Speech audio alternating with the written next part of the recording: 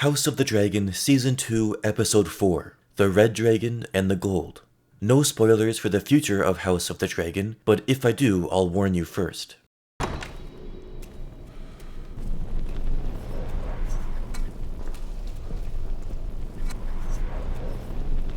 What is this place?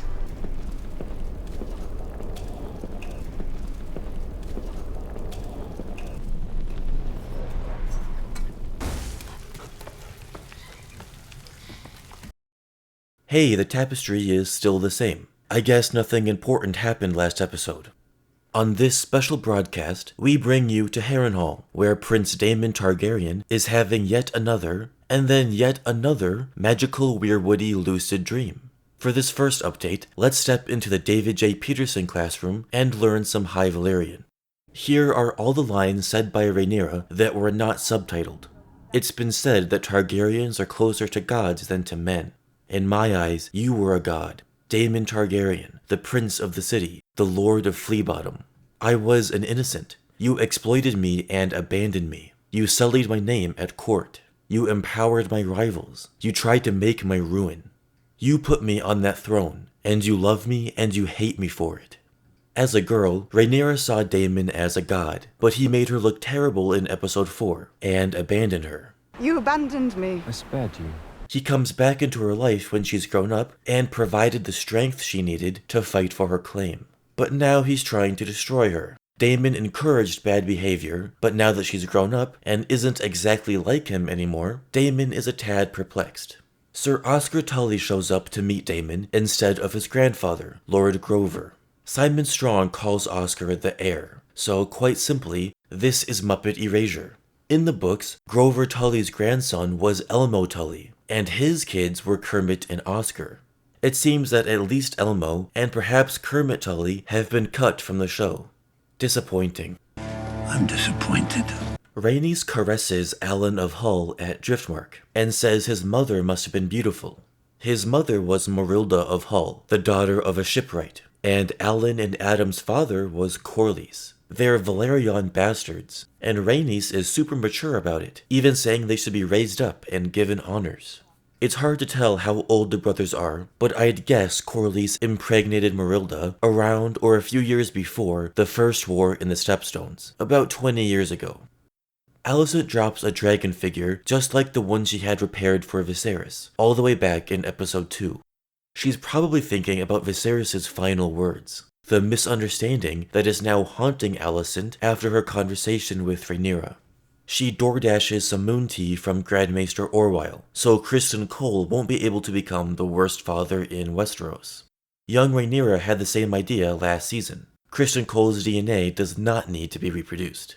Moon tea is usually safe to drink, although it causes Alicent some discomfort. In some cases, it can be very dangerous. It uses a real-life plant called pennyroyal, or Mentha pelagium. It's extremely toxic and life-threatening in high enough doses, so the tea must be brewed very carefully to avoid that. Basically, Alicent has poisoned herself to avoid pregnancy, but it's a low enough dosage that won't kill her. House Darklyn of Duskendale was conquered by Criston's army. These are Darklyn shields, and these are the shields of houses Stokeworth and Rosby, whose submission Criston has just recently gained. All of them were sworn to Rhaenyra, but will now fight for Aegon so as to not be burned to the ground. Lord Gunther Darklyn was beheaded, which makes his son, Sir Steffon Darklyn, sad. Alicent is looking for evidence of the Song of Ice and Fire. Maybe since it only exists by word of mouth and Valyrian glyphs on a dagger, Alicent will convince herself Rhaenyra was lying. Or maybe Aemond will heat up his new dagger that he looted off Aegon's body, and he'll read the song for himself. That castle is more crippled than I am, Your Grace. Uh-oh. Footboy's cracking jokes now? He says something smart, too. The loss of Harrenhal to Daemon is actually good for the Greens. Team Black's attentions are heavily divided, giving the Greens time to rally an army while Rhaenyra faffs about Dragonstone. Alicent has gone fully black-pilled. She says Rhaenyra's and Aegon's supporters will each believe whatever they want. The truth no longer matters. The war will be fought, and the significance of Viserys' intentions died with him.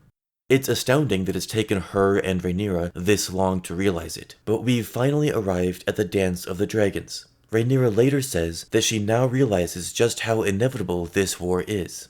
And Rhaenys, who just last episode thought peace was possible if Rhaenyra could talk to Alicent, now volunteers herself to fight at Rook's Rest. I will meet Cole. Daemon's dreaming again, and this time he's tracking Aemond through the halls of Harren. When Aemond finally turns around, it's Daemon in cosplay. Daemon seems to be dreaming his true, underlying emotions that he'd never say out loud, like his guilt over Jaehaerys' death, or his dissatisfaction with Rhaenyra no longer being young. So if Aemond is appearing in Daemon's vision, he must represent a true challenge in Daemon's mind. I guess he sort of does admit this when he hired Blood and Cheese to kill him. Alice Rivers dumps a ton of lore on us about Harrenhal, which I am currently living for. She says that Harren, who built Harrenhal with slave labor before Aegon's conquest, cut down an entire grove of weirwood trees in order to make room for the castle. They were heart trees imbued with the spirits of those who lived long before he came. Many people, both in-universe and us readers, believe there are souls behind a heart tree's eyes that are watching. When looking at some weirwoods, Jon Snow thinks each one had a face carved into it, and no two faces were alike. Some were smiling, some were screaming, some were shouting at him. He even sees Bran's face in a weirwood tree, and so does Theon later on, hinting that some people, perhaps greenseers, have the gift to look across time through the eyes of a heart tree.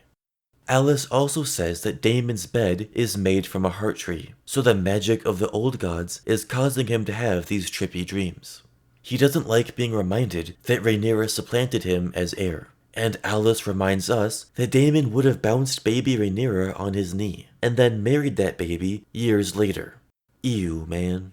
Trying to strike a chord and it's probably A minor. This is Willem Blackwood. The kid from episode 4 is all grown up now. He says that he's the regent of Raventree Hall for his nephew, Benjicott Blackwood, until Ben comes of age. So I'm happy to hear Bloody Ben was not cut.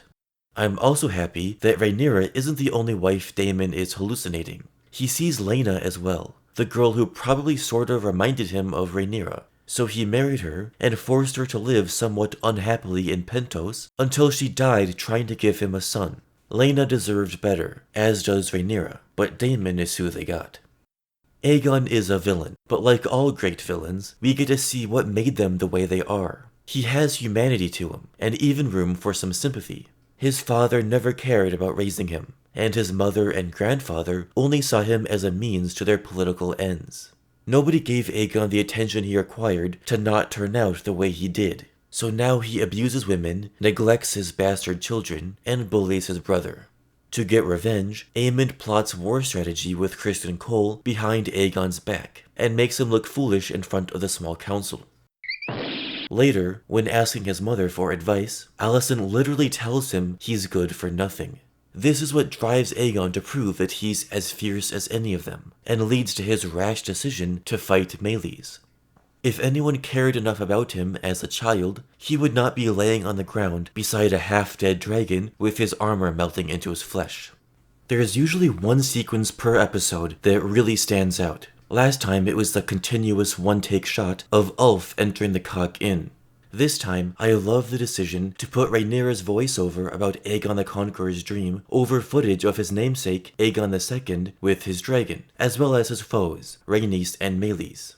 Aegon I wanted to unite Westeros to deal with this northern threat, but Rhaenyra has finally realized that she must unleash the dragons to reunite Westeros. It's also cool to finally have a dragon-on-dragon battle that we can actually see. Just how they drew it up. Thank the gods!